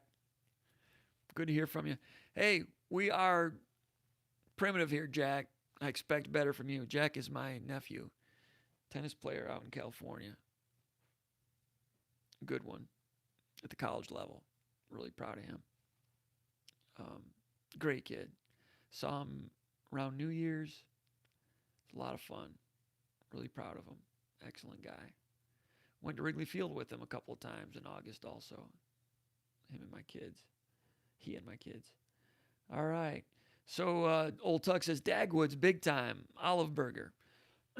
Old Tuck, if we ever take this show to Dagwoods, we need you coming up from Austin, Texas to buy a round of burgers, olive burgers, all right? Old Tuck says, George Blaha gets his mail at Dagwoods. I didn't know that. George is a great guy. Love George Blaha. It's always good to see him. Veteran. I grew up listening to him do the Pistons games, man. Used to listen to him talk about Isaiah Thomas and Vinnie Johnson. I'd have the radio out in the patio at night with the lights on, and you don't care about this, but whatever he was describing in the game, I was like 7th grade, 8th grade, 9th grade. I would like do whatever shot he was describing. I'd miss it. They'd make it. But Blaha, got to meet him. I see him a lot in the press box, and I wish I were that nice. He's a nice dude. I like him. All right. Back to the mailbag. Spefton from East Lansing, Michigan. Jim, in your Skull Session podcast, you mentioned that Terry Samuels helped land Jordan Simmons under pressure to produce. Yeah, I think he was recruiting for his job. Has Paul Haynes landed anyone? Treadwell, has he landed anyone? Curious to know if pressure was applied to other slackers in recruiting. This is what Spefton says. With Treadwell and Haynes, Haynes shows up, in the Twitter feed with recruits around the country. But those guys, they've signed some guys. They do some things in terms of evaluation. But honestly, the guys they get, I've not seen them win any recruiting battles. They've gotten like some low-hanging fruit guys, which sometimes can turn out to be really good players. But you're asking if I know if any pressure has been applied to them or other slackers. I don't know of that being the case. I don't know if there's been pressure applied to them. But you need 2 or 3 plus recruiters for sure on your staff. And Samuels finished pretty strong. Ricky White was a great one out of Georgia. If they get Jordan Simmons, which I think they will, that's a great year for him. Very good year for him. And in the meantime, set up that backup, the kid from Manville, Texas. Might still get him. So with Samuel, what you want is, okay, you finished well. We need an even stronger 12 months from you in Georgia, in Houston, your hometown. Get busier in Houston. There's I think where that kid from Manville is from, they've produced more players per capita, that county, than any county in the country, I heard. I heard that. I can't confirm that, but I heard that. I wouldn't doubt it. East Texas, Houston. Samuel is a guy there. Darryl Stewart's done well from there. Need more from there. And he's been, Samuel's been the guy that recruits Detroit. Detroit's going to be hard to recruit with the Curtis Blackwell thing going on. He runs Detroit King. They're not going to get anyone from Detroit King. And King has been a power the last few years. This year, not as much. But there's other kids in there that you can get. Is the Blackwell thing spreading to other schools, making it difficult at other schools? Not in the outskirts. I don't know about Oak Park, but Belleville, Not sure, but Samuel has shown he can do okay here and there. That's his job. Got to get that done. I don't think I'm giving away any secrets there, but you ask a question about other, what you called slackers, not sure. I mean, Michigan State. We'll talk more about the recruiting class later. Got a question on that coming up. 84 Spartan says, based on Rivals rankings, where does this year's football recruiting class rank compared to past Dantonio Dantonio classes? This is the question right here. Based on Rivals rankings, where does this year's football recruiting class rank compared to past Dantonio classes? Do you expect any current football commitment rankings to be upgraded or downgraded? Well, as far as commitments goes, Ricky White was upgraded to a 4-star recently, well-deserved. He was a dominant player for a dominant team for a great team in Georgia. That's a good recruiting get for Michigan State, the highest-ranked guy in the class, I'd say right now. I think Angelo Gross, good defensive back from Ohio, should be moved a point higher to be like the highest level 3-star, at least. That's another kid that if he were playing in the state of Michigan, he'd be a 4-star, I think, just because you'll stand out more at Michigan because there's less talent.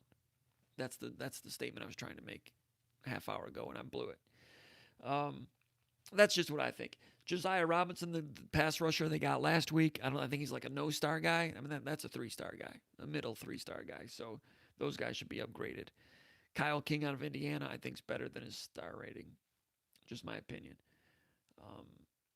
If I went and saw him live, I could make that recommendation to the Star Council or whatever it's called, but I've not seen him live. But anyway, Michigan State's class right now ranked number 36 in the country. They're taking some abuse because they're number 9 in the Big Ten, but Michigan State's 36 in the country. That's what they usually are. They're usually somewhere between 24 and 39. And if they get Simmons, they'll creep up a little bit more. And there'll be other schools that creep up. So they're 36 right now, so other schools are going to sign more players, a few more, late signing day. So there's a chance someone could leapfrog them. But the thing that everybody's is saying is they're number 9 in the Big Ten. They're having a bad recruiting year. Well, usually they're number 4 in the Big Ten. And when you're number 4, that's pretty good. But when they were number 4, nobody was really talking about it being a great year. They'd be number 32 in the country and number 4 in the Big Ten. And nobody was saying, hey, man, they're number 4 in the Big Ten. That's not bad. No, they were saying they're number 32. That's mediocre. So which is it? You're 36 like you are every year. But because you're number 9 in the Big Ten, it's a negative recruiting year. It's the same recruiting year. A little bit less than usual. Got off to a slower start in the state of Michigan. That hurt them. Came back with some guys from Georgia that has helped. End up 36. A little bit less than usual. They're usually like 28. So 28 and 36. I've said it a million times. If you're a top 10 recruiting class, that means something. Top 15, it means something a little less. Top 20 means something a little less. Top 25 means something a little less. Top 10 is big. You need top 10 classes to compete for a national championship. They're not doing that. They're not going to. Not unless you go down there and start paying kids. And if you start paying kids in the South and you get up and try to get them to be program players, you end up with Laquan Treadwell. Although he went the other way. He went from Chicago to Ole Miss. Anyway. So if you have a number 36 recruiting class, I've always said that I've never been able to tell the difference between a class ranked between 26 and 46. Those all look the same to me. 26 to 46. Throw a blanket over that whole group. Then that comes down to how well each of those schools evaluated or didn't evaluate, and then how good a job they do with player development. That's also true in the top 25, but especially true between 25 and 45. Between 25 and 45, you recruit in that area, you can still have the type of team Michigan State did in 2013 when they were maybe the best team in the country. Maybe number 2 behind Florida State when they won the Rose Bowl.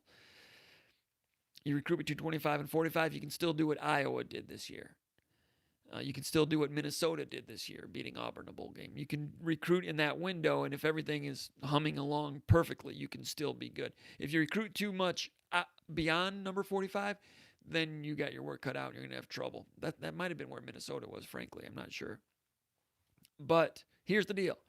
Michigan State's 36 right now. The difference is that there were more Big Ten teams between 27 and 36. Right now in the Rivals rankings, Ohio State's number 5, Michigan's number 10, Penn State's number 12, Nebraska's number 17. Good year for Nebraska. Those are the only 4 in the top 25 in the Big Ten. But then you get outside the top 25, you got Number 27, Wisconsin. 30, Maryland. 31, Purdue. 32, Iowa. 36, Michigan State. People, are you really freaking out like I am right now? The fact that Michigan State is 36 instead of 31. Like, oh crap. If they were 31, they'd only be number 6 in the Big Ten or number 7. And then there'd be no crisis. No, it'd be the same recruiting class. Maryland's number 30, Purdue's 31. Purdue had some good guys. But if you really think there's a difference between 31 and 36 in a recruiting class, not really. I mean, when you pick up, and I use this point all the time, but I keep having to. If you still buy preseason college football annuals, like Athlons or Lindy's, and you open it up and it says Michigan State is number 31 in the country, do you really believe that? I mean, you just kind of get an idea where they are. Would it really change your life if they were number 36 instead of 31 in a preseason annual? No, because they still have to play the games, and that's just a barometer. Well, recruiting is even less of a barometer than that. It's important, but for people to say that they were 9th in the Big Ten and like it's a bad recruiting year, it's the same recruiting year, maybe a little less than usual. They came back and salvaged, I think, a decent class, even though I admit, or my observation, that they were tardy in state last spring. All right, we got to go quicker on these. We're running out of time. C. Kozel from Novi asked me, what's my favorite Girl Scout cookie? Used to be the Samoa, but I kind of gave up gluten. So now it's what's the gluten-free one? Is it Sandy's or something like that? It's not bad. Not as good as Samoa's, but it's pretty good. It sticks to my teeth a little bit, though. But gluten-free desserts, underrated. Gluten-free pancakes, superior to regular pancakes. Gluten-free pancakes with real maple syrup is undefeated. I went camping with my kids and my nephew last year, and they had regular pancakes. Then I made some gluten-free pancakes, and they had like the Mrs. Butterworth's corn syrup crap. And I had my little stash of real maple syrup. And my nephew, I'm like, hey, he already had his pancakes. I'm like, all right, try this. And his eyes lit up. That's the truth. Gluten-free pancakes, real maple syrup, not corn syrup, real maple syrup. From Michigan, preferably. But anyway, Samoa's is the best Girl Scout cookie. It doesn't agree with me, though. Matt from Detroit, he's known as Stater 2018 on the Underground Bunker message board. He says, with Jim Tressel being the president at Youngstown State, is there a chance with Bo Pelini leaving Youngstown State to go to LSU, is there a chance for someone like Mark Staten to move on? I think there's a chance Staten. I mean, he could probably interview pretty well somewhere. I don't know if he'd be head coach. He interviewed. Maybe that's a job he'd be interested in. He interviewed at Northern Michigan a few years ago. I don't know. There's a chance, but maybe not to be head coach at Youngstown State. But that's an interesting job opening. Maybe they hire from within. I don't know who's there. That's an interesting one. Question number 13 from a guy named Depend. He says, can you imagine the negative recruiting taking place around our program? Dantonio's age, how many years remaining? Will he coach? What will the staff look like next year? Carryover from the Blackwell situation, the Nassar situation, media bias, etc. That's what he says. This is a credit to the man who says he wants to complete his circles. This is a most difficult path he has chosen. I admire him greatly for taking this charge on. Your view, Jim. That's what Depend says. Depends a glass half full guy. Could appreciate that. Negative recruiting, yeah. There's negative recruiting going on for all those reasons. Admiration, that's one thing you can say. I mean, I said in the fall that if he were my dad, I would have told him, hey, you don't need this crap. Because it's going to be tough to climb back up with the schedule being unnecessarily tough next year when they held onto the BYU game in addition to the Miami game when no one else in the Big Ten is doing that with 9 games on the schedule. Billy81 says, with a lot of returning offensive linemen with starting experience, who do you anticipate being the starting 5? That's from Bill from St. Joe's, Michigan. Well, left tackle A.J. Arcuri. He's got to improve his run blocking a little bit. I thought he was getting some traction at the end of the year. Did well in the bowl game. Stays healthy. I think he's a solid left tackle. Center, Matt Allen's back. Could be Samac, but Matt Allen, solid. Right guard, Jarvis should be back and healthy. Missed pretty much the whole year. Jordan Reed will be back at right tackle. He's been solid at right tackle. I say solid, but But as a group, they weren't great. How did that happen? I'm not quite sure. Pass protection as a team was good. Run blocking was improved, which isn't saying much because it was terrible in 2018. The question is left guard. I think those four will be starting at those positions if they're all healthy.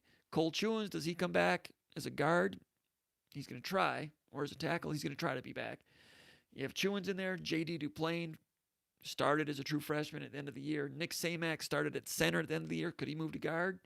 Luke Campbell has started in the past, has had injuries, had a knee injury, short-circuited season this year, wants to come back. Blake Buter, walk-on, has been a serviceable guy in the bullpen. Matt Carrick started at right guard after Jarvis was hurt. All those guys have started. Carrick, Buter, Campbell, Samac, Duplain. They have 9 guys with starting experience, or 10? 1, 4, 5, 6, 7, 8, 9, 10 offensive linemen with starting experience. So not all those guys are great, high torque plus athletes, but there's something to be said for experience.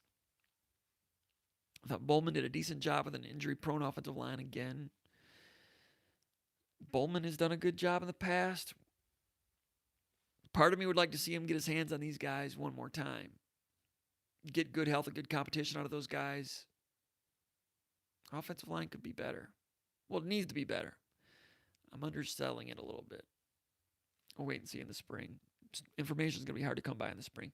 A couple more questions here. Ronnie, then we'll wrap it up real soon here. Ronnie M6, and then I'll get to the live questions. Go ahead and post some more if you get a chance. Ronnie M671 out of Grosse Ile, Michigan. Other than Spartan Stadium and the Brez, what is your favorite football stadium and basketball arena, college only, as a spectator? The Rose Bowl. Nothing like the Rose Bowl. Mainly because of the San Gabriel Mountains. Beautiful out there. The color, the temperature, the grass, all of it. The history. There's nothing like the Rose Bowl. Structurally, it's good, but the sight lines, just the surroundings. The Rose Bowl. It is, it's the promised land of football. Other ones... Hey, I like Memorial Stadium in Lincoln, Nebraska. Just structurally, just a big stadium. It's a stadium. Underrated stadium. Just like a big vertical cake or something. I like that place. The fans are cool. Downtown. Sometimes downtown's good. Sometimes it's good to be out in the sticks. I like both. Beaver Stadium in Penn State. It gets a lot of guff because it's kind of an erector set, but I like it. It's big. It's massive. There's some history there. Grass. The mountains again. The Nittany Mountains, the grass. It's weird that a stadium that big is in the middle of nowhere. That probably just freaks people out from like Europe that come to Penn State, and they're like, "What the hell is with that huge stadium in the middle of these farms and mountains? Where are the people coming from that go to the stadium? Because there is nobody around." It's a cool place. And I like when Michigan State plays there in November when they used to be cold. That's what, Penn State, you need snow flurries. I like that.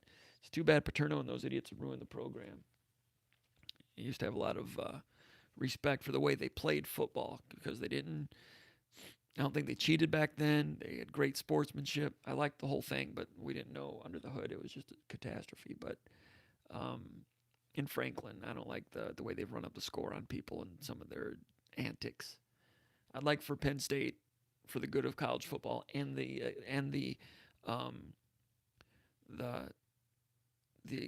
example for young athletes, high school kids in the state of Pennsylvania, I'd like for them to see a Penn State that's better behaved on the field. That's my little public service announcement.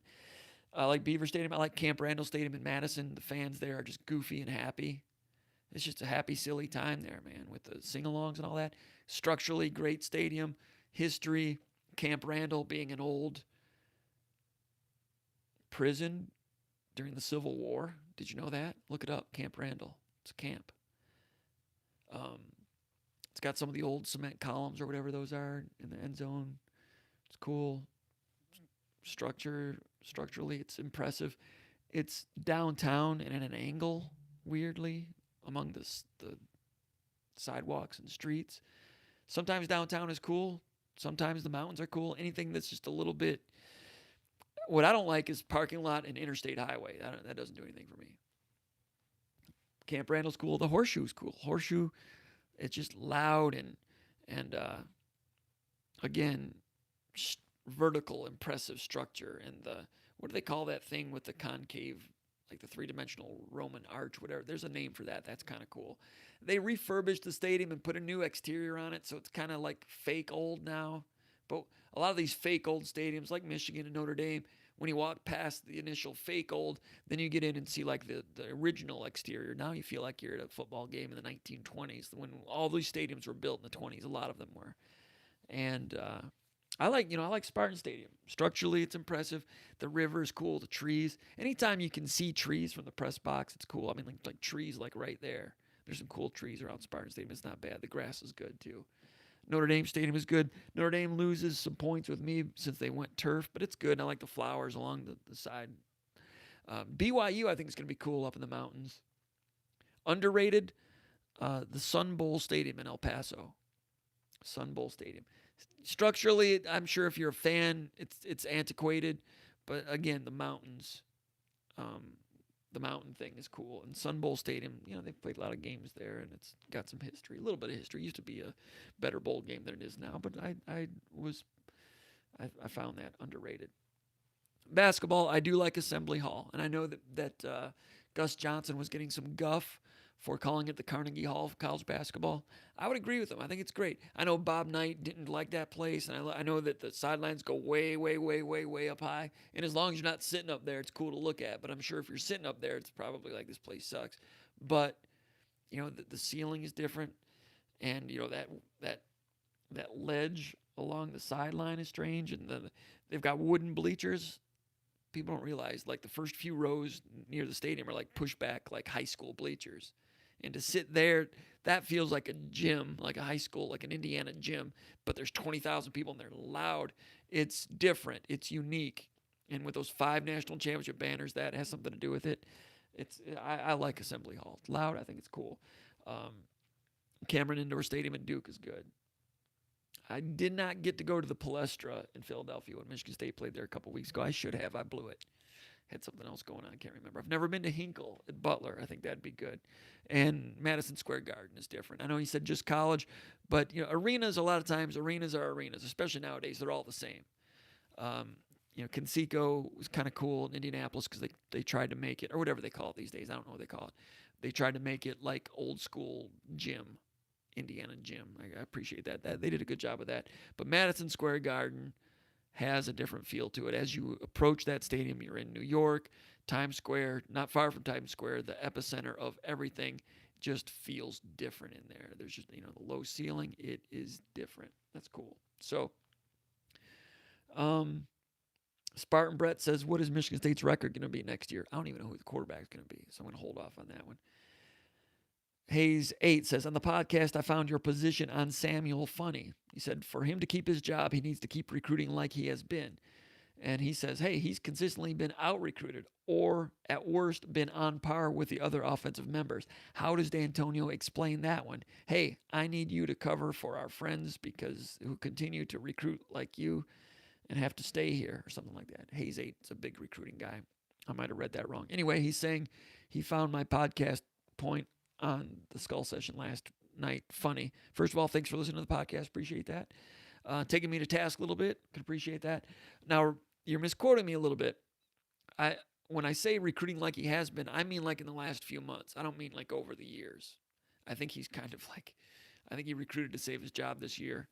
I shouldn't be saying that. That's kind of reckless. But did well in Georgia, and they needed it. So that's what I mean by keep doing that. Do and expand it in Houston and keep doing it in Georgia, maybe +1, and Southeast Michigan. That's what I meant by that. I mean the last few months. Ricky White, Jordan Simmons, and getting a plan B running back down there in Houston, who I think's a solid prospect. Don't know if he's going to be a Spartan or not. And Hayes 8 also says, what good is Sheldon White on the staff if he can't even advise his own kid? I don't know. He does like administrative things, and I don't know if he's a coordinator. I don't know.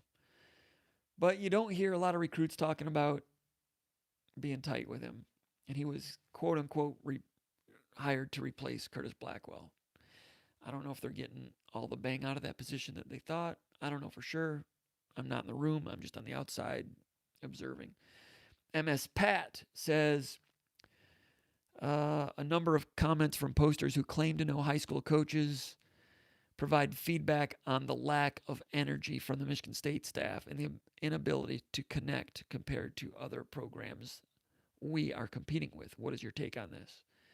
Yeah, there have been some people, I think Strategic, whatever his name is, knows some coaches in Ohio, and some of those coaches saying that Michigan State's getting a little not quite connecting like they used to. I don't know if that's true,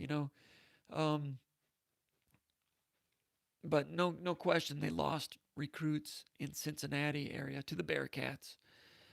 I don't think that, Harlan Barnett recruited in the Cincinnati area in the past. They did pretty well back then. He was never like a home run hitter lately. But losing recruits to the Cincinnati Bearcats, that's a new low for Michigan State. I know Cincinnati is recruiting better than they've ever recruited. Credit to them for that. But for the most part, in terms of connecting, Michigan State connected. I like the kid. I can see why Michigan State liked the Robertson kid, the defensive end from Groveport Madison. That's another guy. Michigan State's been in on him for a while. Had to get his grades together. But that comes down to networking a little bit.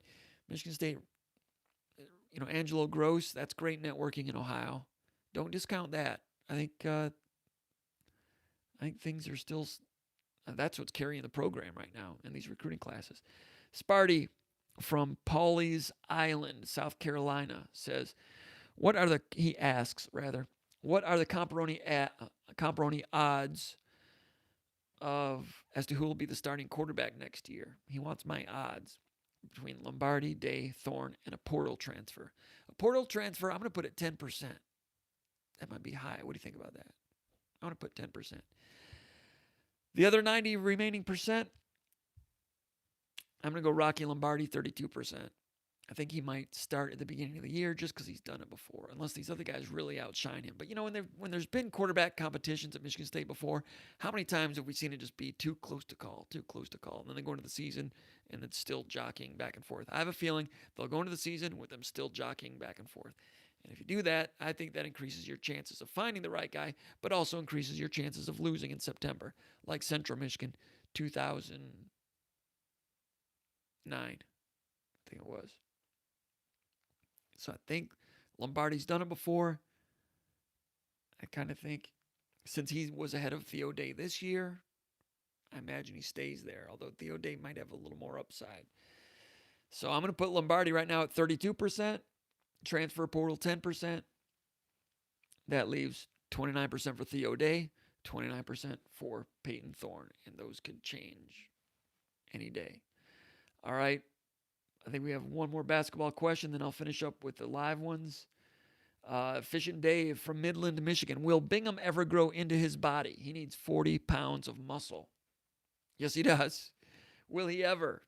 Someday he will, my friend.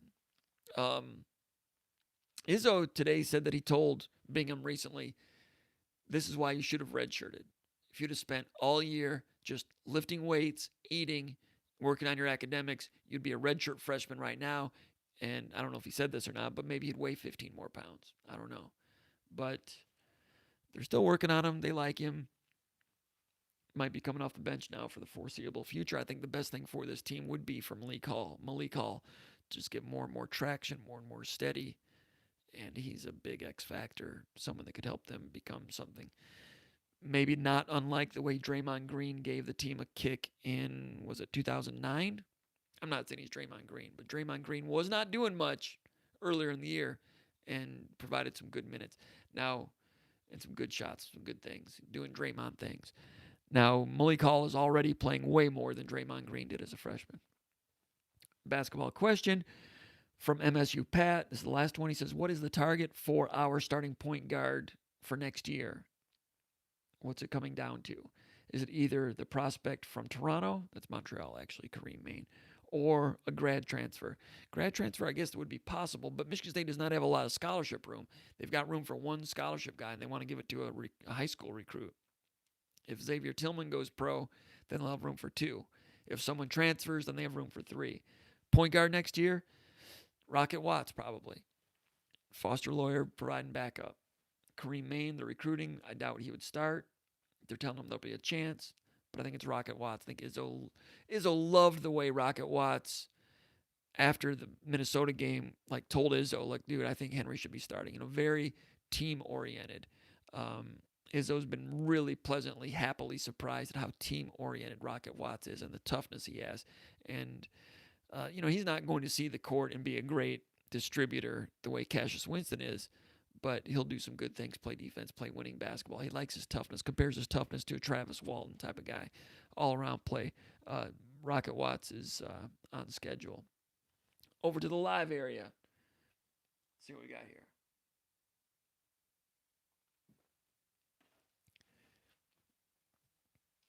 Craven Chromesify says, who do I think starts in the secondary next year? Now, that's where they're looking for a portal. And there's the kid, Nigel Knott, the former 4.5 star from Alabama, in the portal. Michigan State's talking to him.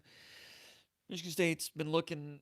They have their eyes open in the portal at the corner in the defensive back position.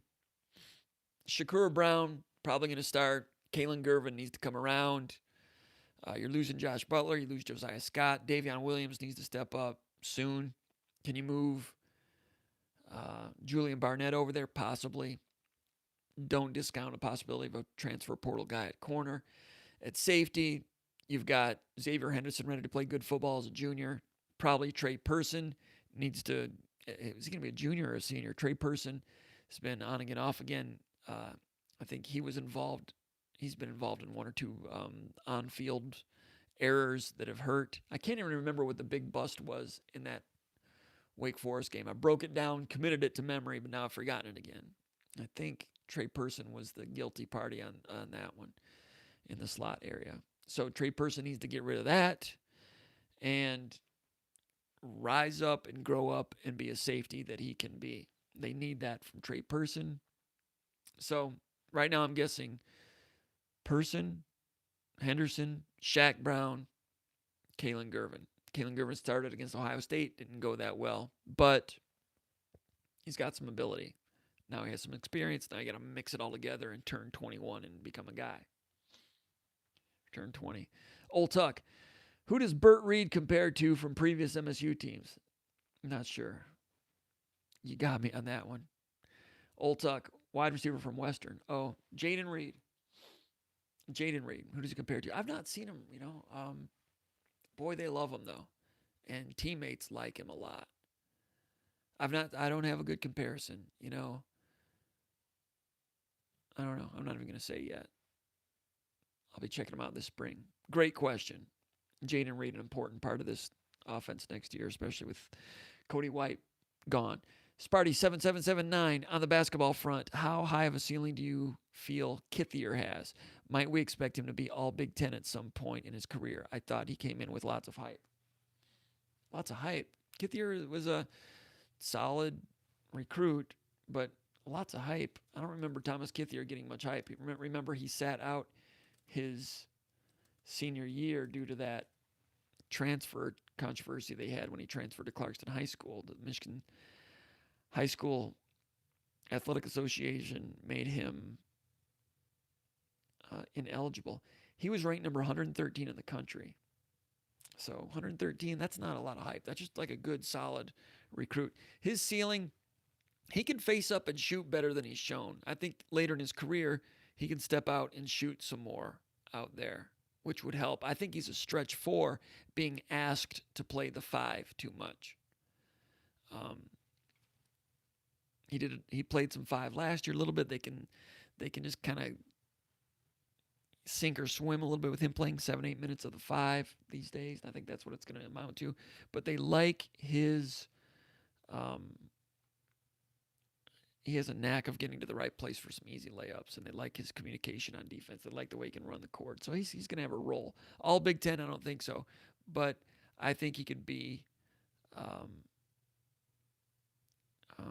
that would be possible if they lost a lot of players and they just had to and they were down to 7 guys like Drew Neitzel's senior year, and people had to play that hadn't played much. Could he, or like Draymond Green's senior year when all of a sudden Brandon Wood, I think it was, and all of a sudden, okay, Austin Thornton, you're starting, and Thornton came out and shot real well out of nowhere from 3-point range. Could he do that? I realize that he's an inside guy and Thornton was a wing, but could he have a late emergence like that? I think it's possible, but I think he's going to be surrounded with a lot of talent that he won't be able to be a 30-minute a game guy. I don't think, but he can, later in his career he could be solid, but I think he's a 4. Problem is, you've got Malik Hall who's going to be a 4, maybe a 3. So I think I think he's a good, solid player, but not a guy that can guard Kofi Coburn. It's not his thing. Nothing against him. Abdel Halim Abdelrahman says, is Harlan Barnett still in the fold? Seemed like last week it appeared destined to happen. Also, do you think, based off of what you've heard, that Dantonio will replace at least 2 staffers? I've heard that he's not made his mind up yet, so I think that's still hanging in the wind. I don't think he knows yet. I'm expecting 1 or 2 changes somehow, some way. Harlan Barnett, they like him. He's talked to him. I mentioned that earlier in the podcast. Is it 11:20 already? Doors fan, you're going to bed already? Doors fan's going to. I thought Doors fan was hardcore. Man, that's weak. Anyway, I'll wrap this up here in a second. It's going too long again. I apologize, but I get talking. You guys get me talking, and I can't stop. I forgot what I was talking about. Next question. Chicago Spartan. The last thing in the world we need is an AD making football decisions. It's kind of what I'm thinking. Old Tuck says, MD needs to make decisions in the best interest of the program and university.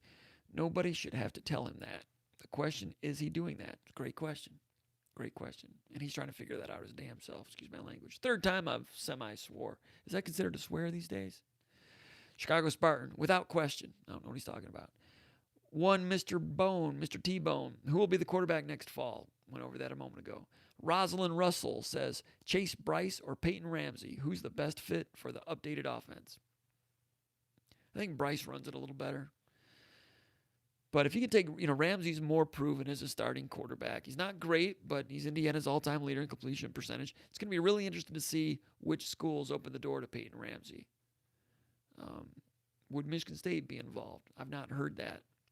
Would he be interested in going to a school that would play against his former team? That might be a deal breaker. Adamaficus for Michigan State if they were interested. I've not seen any indication they're interested at this point, but it's going to be really fun to watch to see where Ramsey goes. Adamaficus. Watch us not get Harlan Barnett back from FSU, but get Mark Snyder back instead, laughing out loud. Adamaficus being funny. Funny man, Adamaficus. Chicago Spartan. Hamlin Lake. I don't know what programs Chicago Spartan is talking about here. He says, I don't know what he's having his own conversation. Old Tuck. I grew up on Hamlin Lake, Muskie too. Oh, you're saying there's pike near Hamlin Lake. That goes back to the fishing mentioned earlier. I guess that's what you mean. Muskie at Hamlin Lake. I didn't know that. Thanks for the info. All right, Chicago Spartan. I knew you'd catch that. Love anchoring the boat by the sand dudes. Good times. Clem. I don't know what Chicago Spartan's talking about here. But I'd like to be on the boat with him, I think. See what kind of refreshments he's got going on there. Brian Bemis. With the possibility of MSU not landing as many in-state kids for the 2021 class, what states other than Ohio do we need to make a big splash in? I've not mapped that out yet. I don't know. I'm guessing, they've done some things in Illinois in the past with defensive linemen. I would think that's always a possibility. They've done a little damage in Georgia with 1 or 2 guys. Maybe 3 would be nice. I mentioned if Samuel's still around, 1 or 2 out of Houston would seem to would be a good idea.